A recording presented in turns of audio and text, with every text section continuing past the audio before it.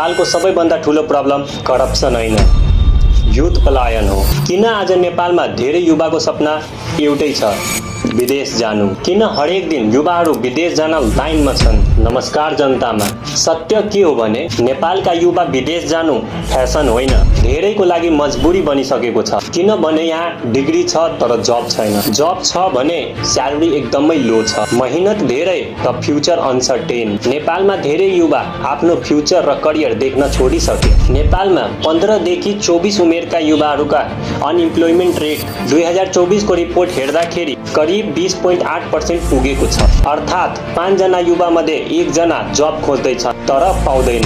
यही भएर धेरै युवा भन्छन् यहाँ बस्दा स्ट्रगल मात्रै, बाहिर जाँदा चान्स त छ। रिउटर्सले 2026 मा रिपोर्ट गरेको अनुसार अन्डर इम्प्लोइमेन्ट र लो वेजेस नै माइग्रेसनको ठूलो कारण हो। नेपालमा डिग्री त लियो तर स्किल अनुसार जब मार्केट रेडी छैन। नतिजा यही हो कि पढेको नेपालमा र काम विदेशमा।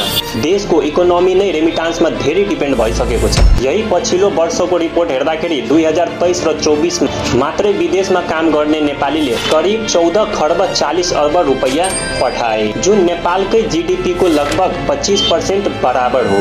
यसले देखाउँछ विदेश गएका युवाले देशलाई धानेका छन् तर देशले युवालाई रोक्न सकेको छैन। र कति नेता पनि यसमा आवाज उठाए तर अहिलेसम्म केही गर्न सकेका छैन। लगभग हरेक घरबाट 1 जना अवश्य नै विदेश खटिरहेका छन्। के एयरपोर्ट नै सपनाको गेट जस्तो भइसक्यो? नेपालमा फ्युचर छ कि विदेश नै अप्सन हो कि चोइस? कमेन्टमा आफ्नो विचार राख्नुहोस्। धन्यवाद।